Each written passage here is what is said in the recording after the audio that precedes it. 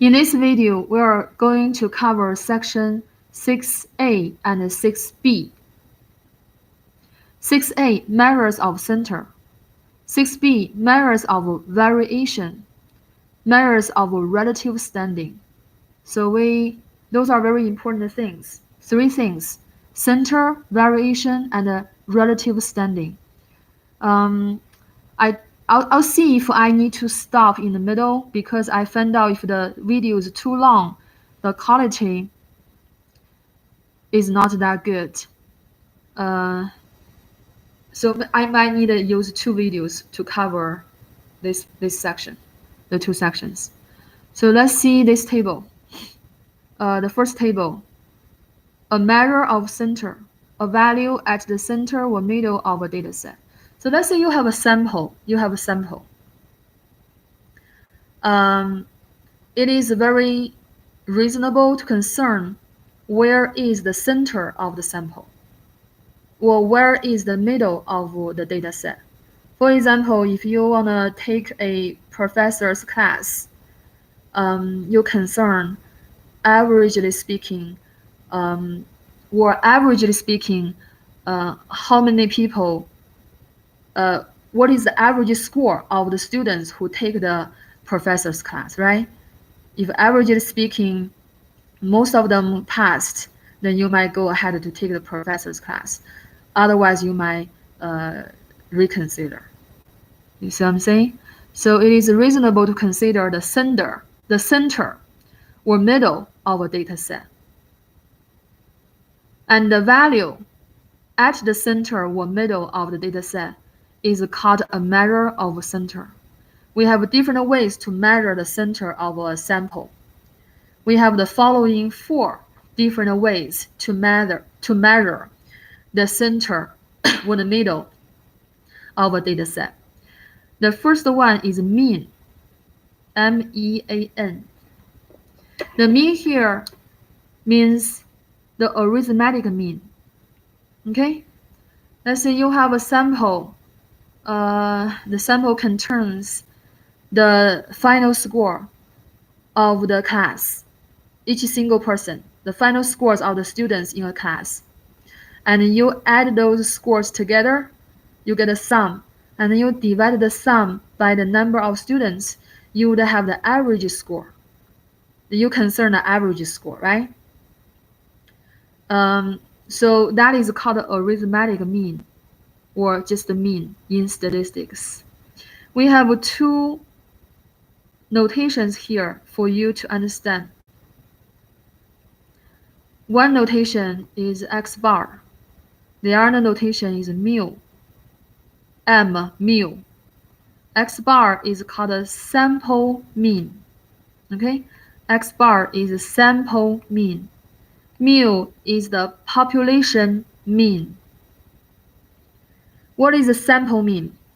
Let's say the sample size is n, lowercase n.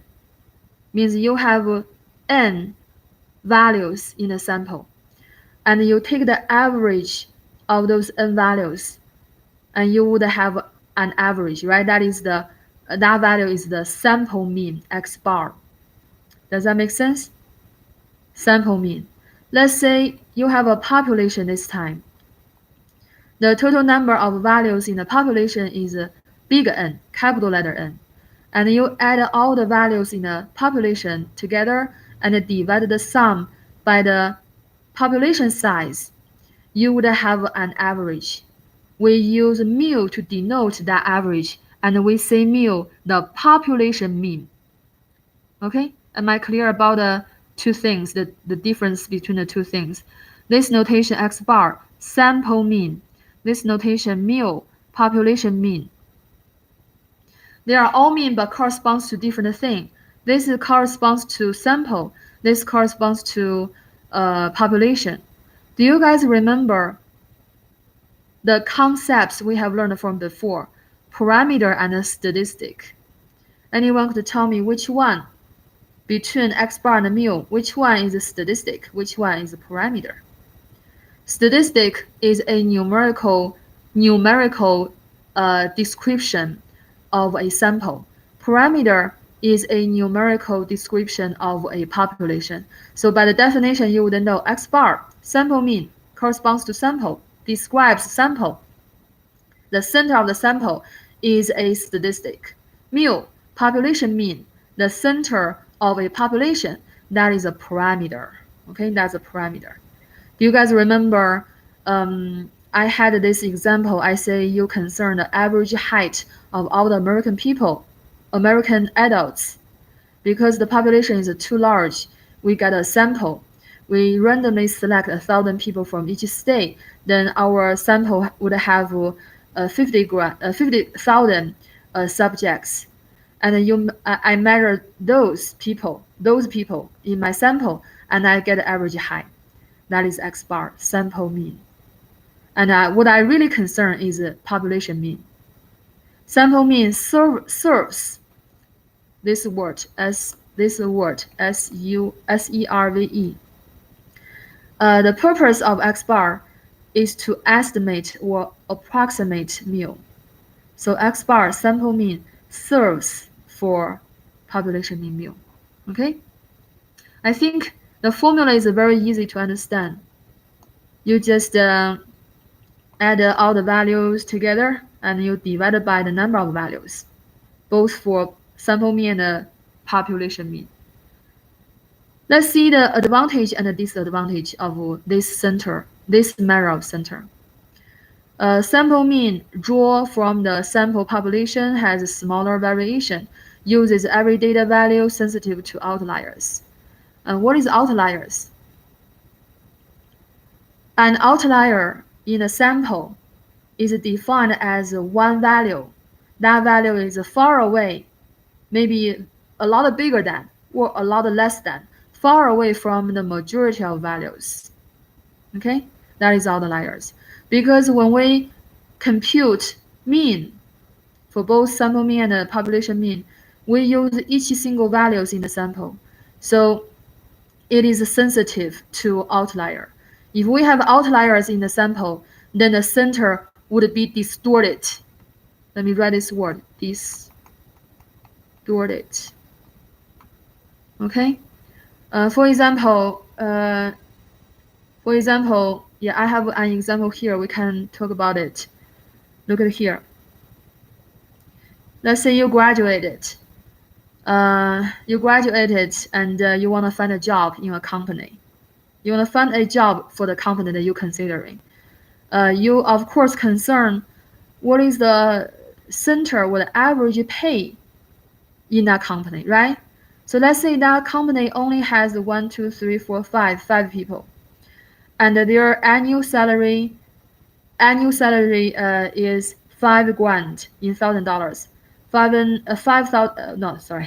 $10,000, $50,000. 5,000 is too little for a year.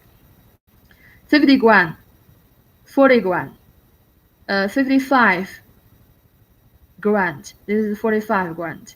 And this one is 200 grand. Let me say it again.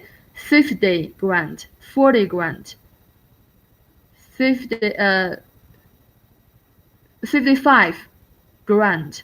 This one is 45 grand. You know, actually, I'm gonna change this to in thousands. This is, I remember this. What is this one? 5.5, 4.5, 55 grand, 45 grand, and this is 200 grand. Okay, and if you take the average, you can see it in this sample. One is outlier. Yeah, 200 grand. 200 grand. That is a lot of money for a year, right? 200 grand. Yeah. 200 grand is a lot more than the other values in the sample. So there is an outlier. There is an outlier in this sample.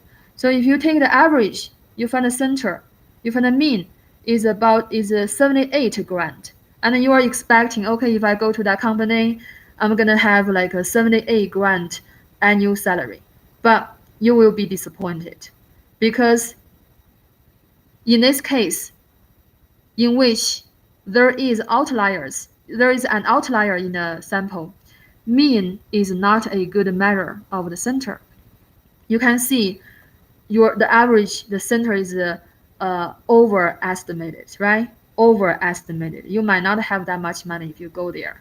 Yeah, this person make a lot more than other people. Then we have another measure of center. It's called a median. It's called a median. Okay. Yeah, it's called a median. So when it comes to salary, you might see that often. Median salary is a better measurement of the center for a sample or population. Let's firstly figure out what is a median and how do we find a median for a sample. The same sample for 4.5, 5, 4.5, 5, 5.5, 20. Okay, how do we find the median? Median of a sample is defined as the value in the middle of the sample. In our sample, we have 5 values. The 5 is an odd number, right? And in order to find the median, MEDIAN, in order to find the median, we firstly need to sort the data set. We need to put the values in order, either increasing or decreasing, either ascending or descending. So here I put them in the ascending order. Smallest value 4, and then 4.5, and then 5, and then 5.5, and then 20, right? Is increasing. So this is how do we find the median. We cross out the smallest, biggest, smallest, biggest. And then we would have one value in the middle, and that one value would be the median. MED represents the median, would be the median of the data set. That's how do we find the median. What if the sample size is even? This time, let's say we have 6 values in the data set. They are 4, 4.5, 4.9, 5, 5.5, 20. And how do we find the median, MED, for this data set? Also, we need to put them in order. Ascending or descending, doesn't matter. And then you cross out smallest, biggest, smallest, biggest. This time you would have 2 values in the middle. Because the sample size is even, you're going to have 2 values in the middle. And you're going to take the average of the 2 values. You add them up, 4.9 plus 5, and then all over 2. You get a 4.95. That is the median of the data set. Okay? Yeah, I showed you how do we compute or find median for a data set. For the case, sample size is odd. For the case, the sample size is even. All right? What's the advantage and the disadvantage of median? Median is not sensitive to outliers. That's the advantage.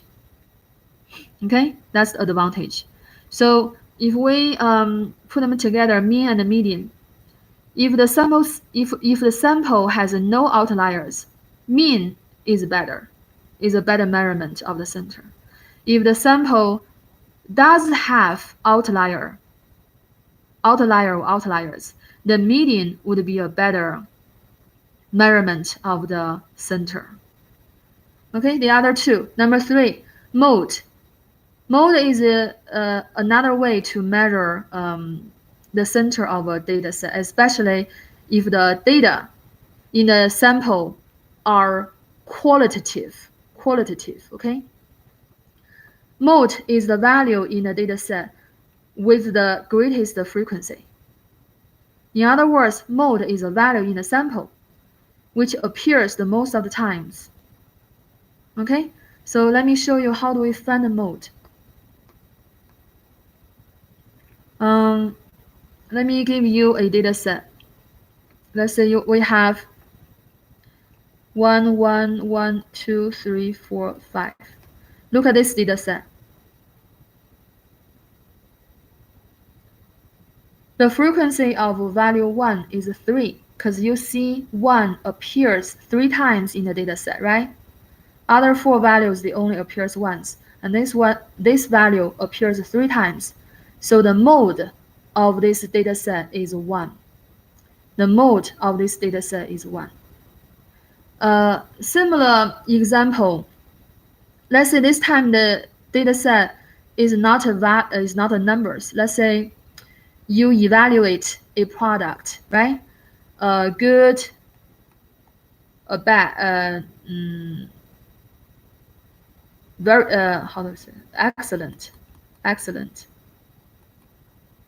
or bad, right? Let's say we have 3 options. You ask the customers to evaluate your product, excellent, good, or bad, right? And if majority people they give you excellent, that's the center. That's the center of your survey. Okay, majority people, yeah, the answer with which appears the most of the time, that is gonna be the center. Does that make sense? So mode is gonna be a good measurement of the center if the data in the set are qualitative, okay? And what if this time I'm gonna change the data set to this 1, 1, 2, 2, 3, 4, 5. You would see both 1 and 2 have frequency 2. 1 appears twice, 2 appears twice. And when that happens, we say the mode is 1 and 2. They are both modes. So this is a bimodal. Yeah, it is not only have 1 mode, it has 2 modes. They are both modes, okay? So this data set is a bimodal.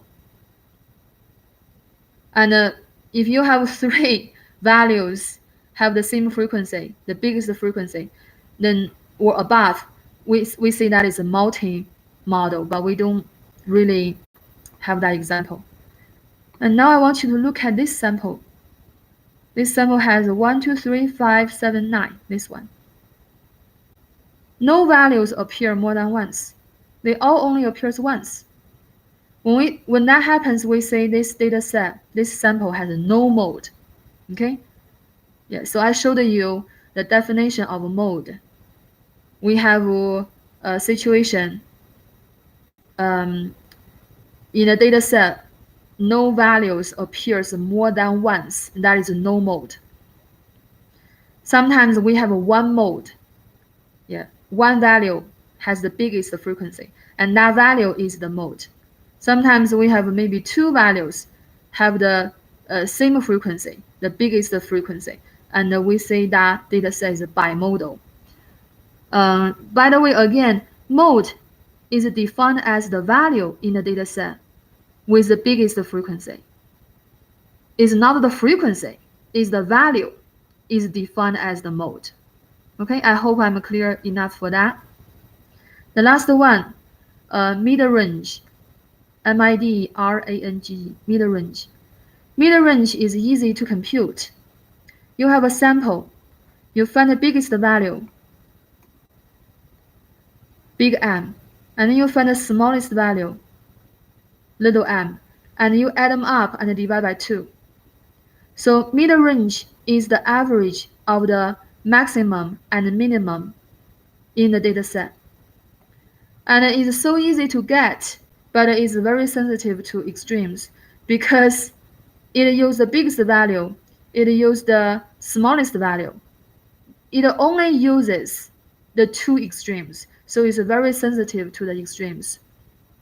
In the case that the sample has an outlier or outliers, this would not be a good measurement of the center. Is that clear? Okay.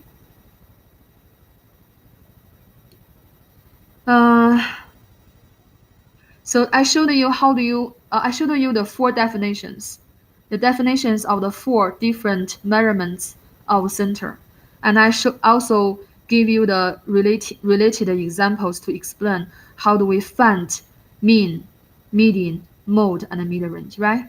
Okay, so I think I want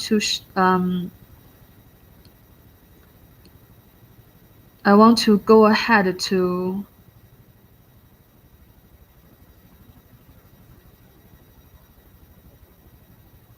show you the second table here. The second table here. The second table here gives us 3 different ways to measure the variation of a sample. Remember, we talk about 3 things here. First thing, center. Second thing, variation. So how do we understand variation? In order to show you the idea or the concept of variation,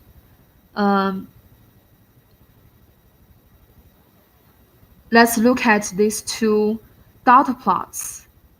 One on the top, the other one on the bottom. What happened here is we are considering 2 samples. The sample on the top is the chips are ahoy, like regular cookies.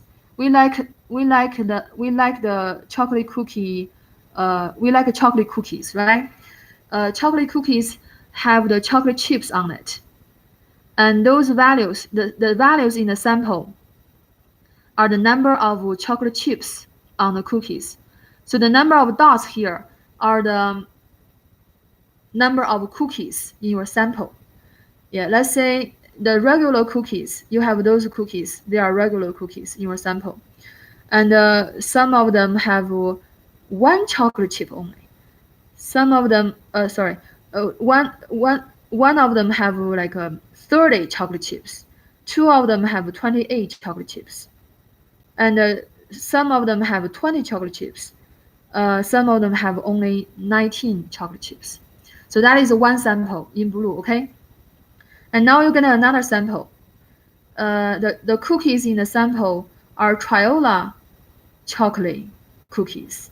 Who is Triola? Triola is the author, the writer of the book, okay? Yeah, he named the type of cookies after himself. So that cookie, all the cookies either have 25 chocolate chips or 24 chocolate chips or 23 chocolate chips, right? So these 2 dot plots compare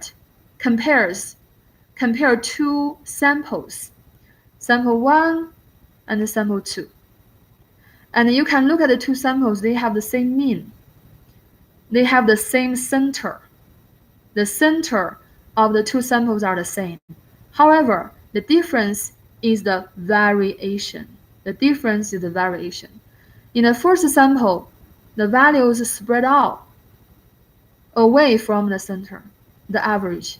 And in the second sample, the values like gather around very closely gathered around the average. So if you are a customer, you like chocolate cookies very much, and which brand you would choose? Would you choose the regular cookies or Triola cookies? You can pause and think. The answer is going to be Triola cookie. Why? Because they have the same mean, they have the same average. However, this one, the Triola cookies, the quality, the number of chocolate chips are more consistent. You don't want to be surprised when you consider a product. You want the quality of the product consistent, right? You don't want to be surprised. Sometimes you get 30 chocolate chips on it. Sometimes you only have 19. You see what I'm saying? That is kind of like unexpected. You want a little variation. You want a small variation. Yeah. So I believe this example give you a kind of like a good understanding about what is variation. Variation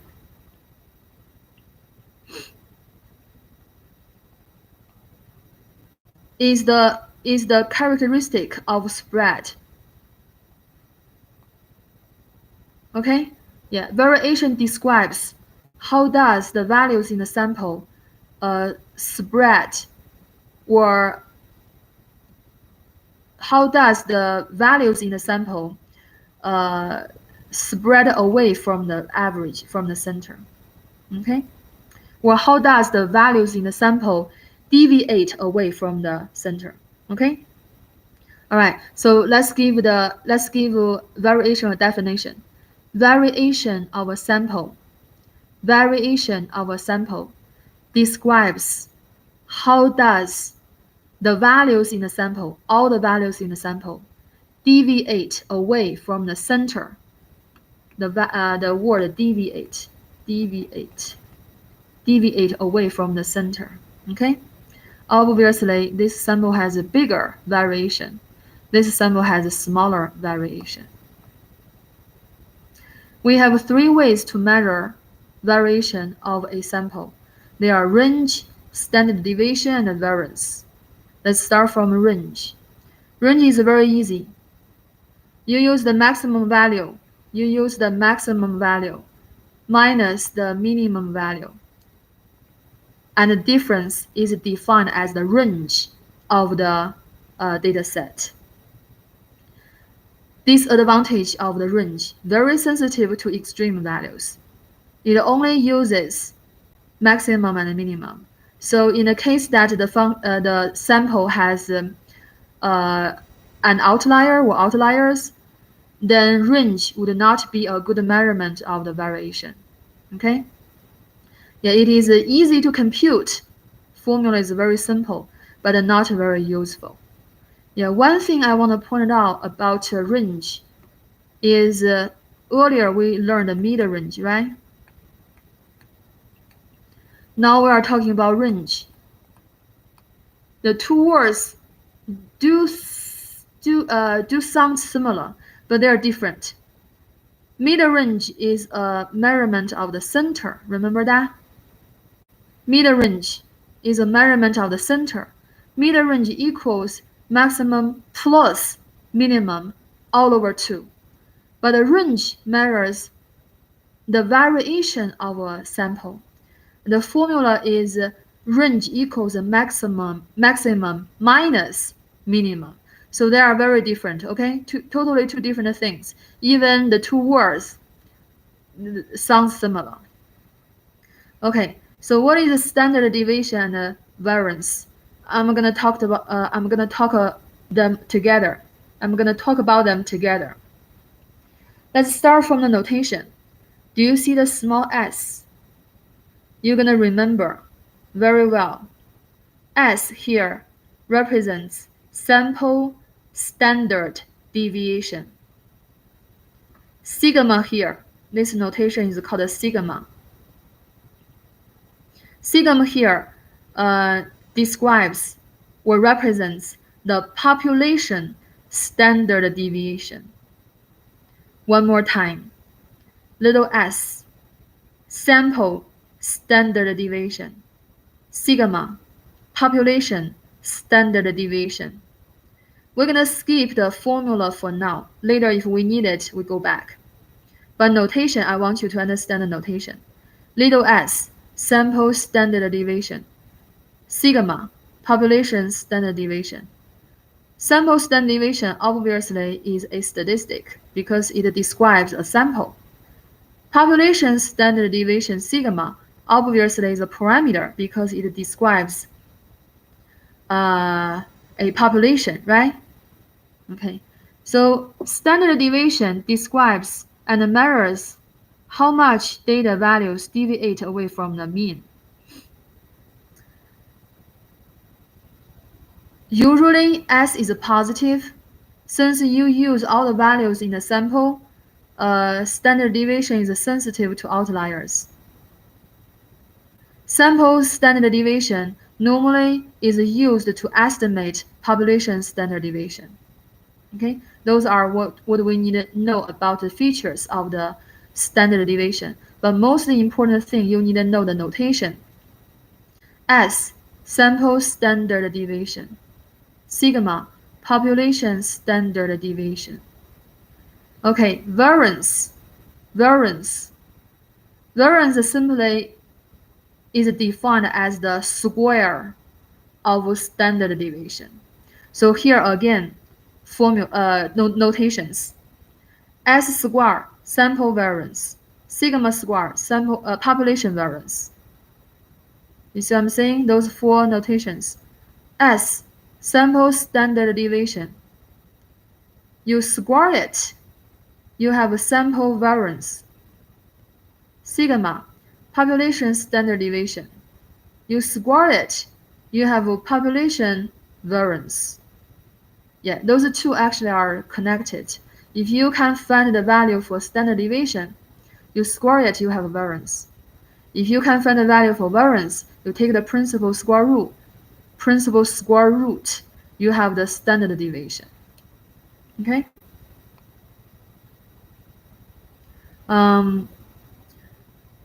So let's go back to look at an example. Yeah, we have went over the two tables. The first table is about measurements of the center. The second table is about the measurement of the variation. They are both very basic and important. Let's look at this example here.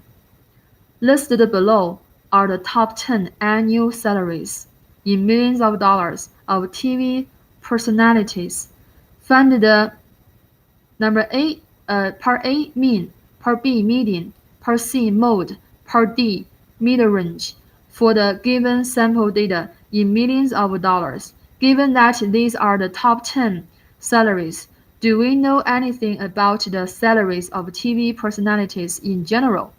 Are such top 10 lists valuable for gaining insight into the larger population? So here, that's our sample. That's our data set, okay? That's our data set. 38.5, 36.9, 34.3, 26.1, 14.5, 13.4, 12.1, 11, 10.1, 7.5. After you look at those values, can you tell me what's the sample size? How many values do you see? 10. Of course, it's given, right? 10 annual salaries of the personalities. Yeah. And good news is those values are sorted already. They are in the order of descending, maximum and minimum. Okay. And we are going to find mean, median, mode, mid-range, also range, standard deviation, and variance. All those things, concepts we have just learned from the two tables, okay? I'm going to show you how do you use the graphing calculator. Let me see if that's clear. If I press away, do you think you can see that? So we're going to use the graphing calculator. That's why I recommend you have a graphing calculator for this course. So we're going to go stat, edit. I have those values already, but I'm going to erase them. So I'm going to put those 10 values in list 1. L1 is list 1. There are 38.5, enter. 36.5, 36.9, enter. 34.3, enter. 26.1, enter. 14.5, enter. 13.4, enter. 12.1, enter. 11, enter. 10.1, enter. 7.5, enter. Let me double check. When you enter values, you're going to be very careful. If you mess up one value, of course, you are not going to have the correct result, okay? Let me double check 38.5.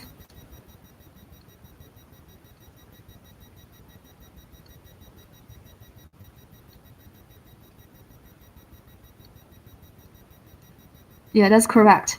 And now I'm going to go to stat again. You see which button? Stat. Here. And then calc. Okay?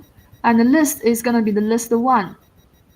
I'm going to clear the frequency list because we don't have frequency list in this case. And then calculate. All right, do you see what's going on? Do you see here X bar? Do you see X bar? X bar is 20.44. X bar, that X bar is the sample mean. That's the mean, okay? And then if I scroll down, do you see MED? MED equals 13.95. That is a median. Okay, so you can see how convenient if you have a calculator. You don't even have to manually calculate anything. The calculator would tell you all the results. Mode. Do we have any mode? If we look at those values here, do we have any mode? Do we have a mode for this data set? All those 10 values appears once only, right? So this data set has no mode. What about mid-range? Even the mid-range, you cannot find the mid-range directly from the calculator. But you are able to find maximum and minimum. Do you see that? Are you able to see it? Well, it's too dark.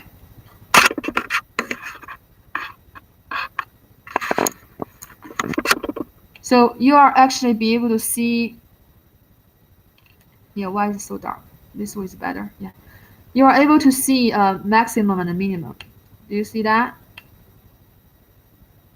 You see maximum, right? And the minimum is above Q1. Yeah, if you have maximum and minimum is 7.5, maximum is 38.5. You take the average of them, you would have 23, and 23 is the mid-range. Okay, so I showed you how do you use the graphing calculator to find the mean, median, mode, mid-range. By the way, you can't mode. The calculator doesn't work for mode, but I showed you earlier how do you find the mode, right? And what about variation? How do you find a range? Remember the formula for range. Range is defined as the maximum minus minimum, right? So you have the maximum and the minimum, you just take the difference. You would have the range equals, what is that? 31, okay? And what about standard deviation? Do you see S sub x in the display, in the screen, on the screen? S sub x, 12.19792332. S sub x. That's the notation in the calculator for sample standard deviation. This is a sample, by the way, okay? The population is the whole employees, all the employees in a company. This is just sample. So S sub x is your sample standard deviation.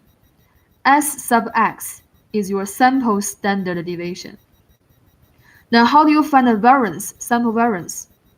Since your sample standard deviation is 12.19, or you round it up to 12.20, all you need to do is just square it, okay? Let's say 12.1979, and you raise to the power 2. You have the variance. The variance is 148.788644. Is that doable? Okay, so that's the calculator. You do need a calculator for this course. We have that in the syllabus. Okay, so another example I want to show you. I want to show you this example. Let's figure out what's going on here. In this example, we don't have raw data. Instead, we have a frequency distribution table. Did we cover a frequency distribution table before? Huh? Yes, right? So it's just this table. This table goes horizontally. If we put them vertically, you can see the five classes. The first class, 42 to 45, and so on and so on. What happened is this frequency distribution table tells us the speed of the cars passing by a certain location, and the frequency of the classes. Yeah, this is how do we understand this table, okay? what's the sample size, by the way? How do you know the sample size? Well, how do you understand those classes? So let's say you have a device can record the people's driving speed, and you stand by a location, and many cars passing you, right? Many cars passing you. For those people driving at 42 miles per hour to 45 miles per hour, you have 22 people, drivers, for that fall in that category or class. And you have 16 people, drivers, driving passing you at 46 miles per hour to 49 miles per hour. 7 drivers driving 50 miles per hour to 53 miles per hour passing you. 3 people driving 54 miles per hour to 57 miles per hour. 2 people driving 58 miles per hour to 61 miles per hour. So that's how do we understand this table, okay? This is how do we understand this table. How do you find the sample size, by the way? You add those frequencies together. 22 plus 16 plus 7 plus 3 plus 2. That is your sample size, okay? And I don't want to talk too much about how do you manually find the mean and the variance standard deviation for the frequency distribution table. I'm going to show you how do you find the sample mean and the sample standard deviation. Look at here, X bar and S, by using the calculator. By the way, because we do not have raw data, we only 0.5, something wrong. Where am I? 55.5. We have 59.5. Do you see that? Let me double check. You could see that, right? Do you see that? So I enter the 5 middle points in list 1, and then I'm gonna enter the corresponding frequencies in list 2. Do not mess up the order. Corresponding frequencies for each class. So class 1, 22. Class 2, 16. Class 3, 7. Class 4, 3. Class 5, 2. Let me double check. All right? And then you have two lists. List 1 are the values. List 2 are the frequencies. And then you go to stat.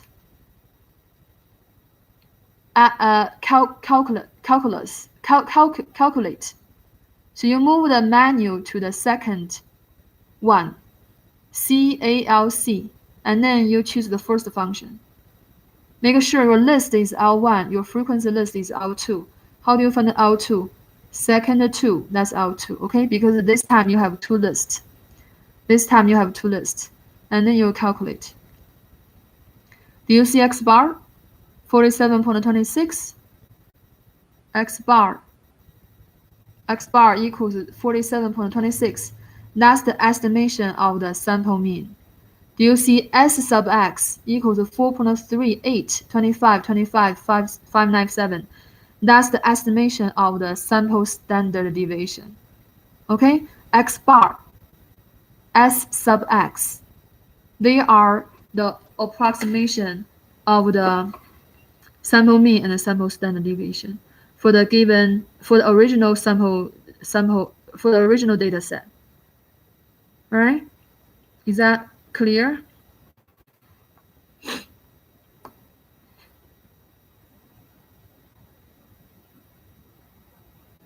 We actually have other means, but because for the sake of time, we are not going to cover that. Because the weighted mean is not in the book, even it's very useful for us. Let's see. So that's 2 things, right? Number 1, measure of center. Number 2, measure of variation. Number 3, relative standing. Okay, relative standing. I'm gonna start from Yeah, relative standing is in this table. This table gives us relative standing. I want to start from quartile. Let's say you have a data set. This is the real number line, okay? You have a data set. Those values are the values in the data set.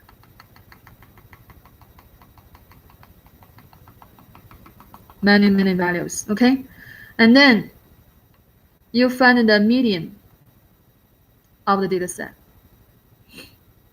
And about half values bigger than that value, right? This is MED, median. And about half values in the sample smaller than that median. And then now let's look at the lower half of the sample. And I'm going to find the median of the lower half. And that is Q1. And for the upper half, I find the median. That is Q3.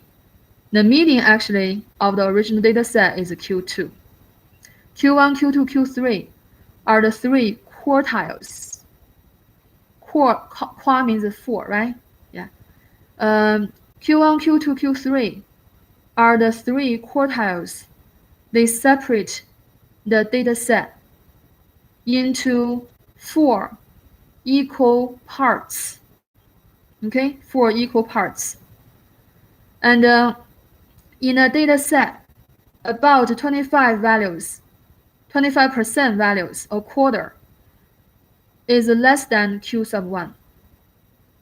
And there are about a quarter, another 25%, is between Q1 and Q2.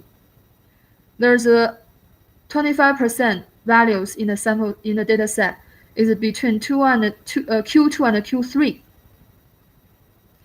And about 25% values in the sample bigger than Q3. Right? Q1, Q2, Q3 notations. They are the three quartiles. The three quartiles separate the data set into 4 quarters. 25% here, 25% here, 25% here, 25% here. Why do we need those? Because they serve, those quartiles serve a milestone. When you drive on the highway, you see how many miles, let's say 120 miles, and then 140 miles. You know where you are, right? Yeah. So the same thing, Q1, Q2, Q3 give you give you some like a reference that you would know the value you concern. Let's see the value that you concern is here. Okay, let's say the sample are the scores of the class, of the scores of the students in the class. This is your score. You are putting those scores in order, smallest to biggest, right?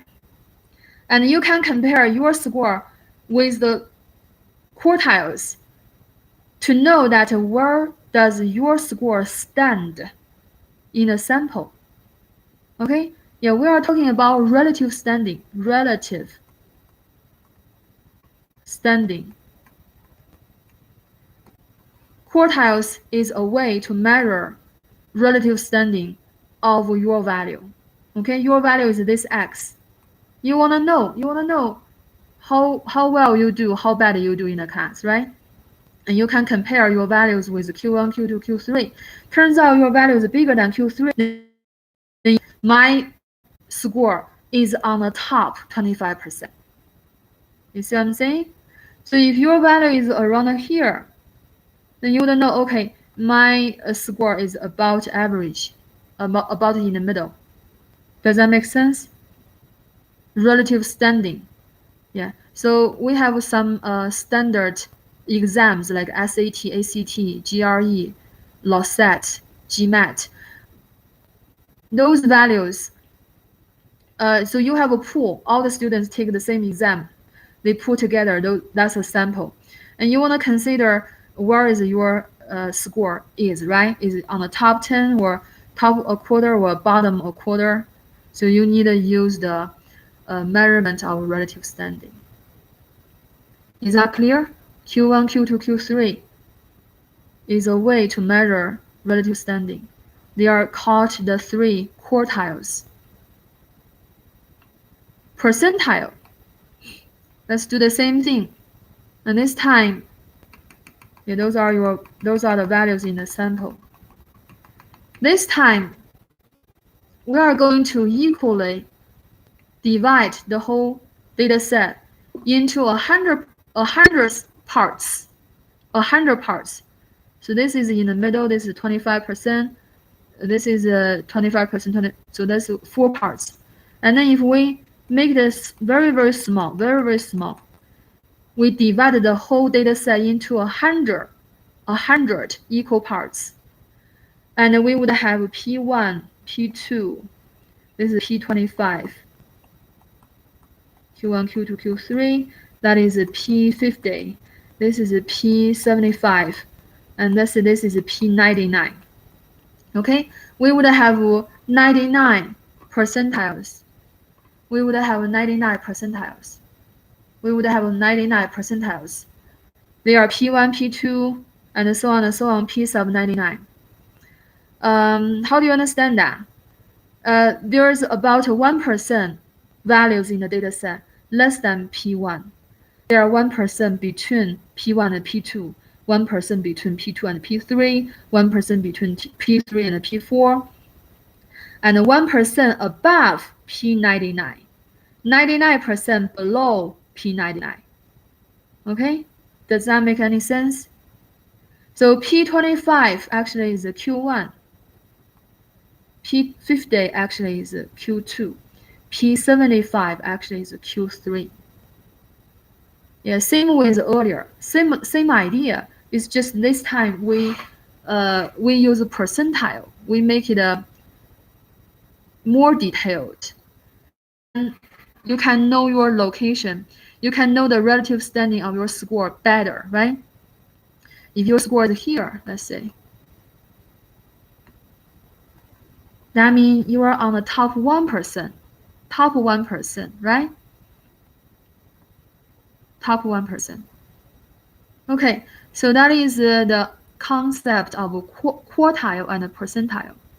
Quartile and percentile.